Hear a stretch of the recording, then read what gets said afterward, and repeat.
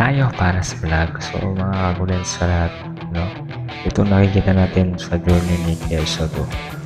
Kanyang journey with his dream. First NBA or first Pinoy. So and NBA, no? Gusto niyang pumasok. So and sige, maraming buzzers, maraming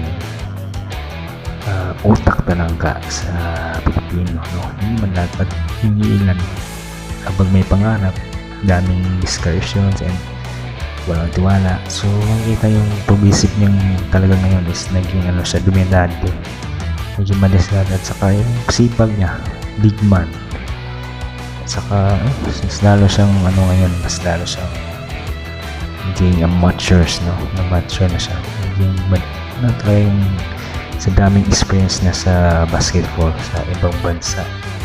So makita niya yung bunga, yung resulta niya sa kanyang pagpasipag at matyaga, tuloy-tuloy, diba? So napaka-hipag tong batang to, may future in the Philippines. And huwag lang tayong sumuko sa mga buhay, may pangarap.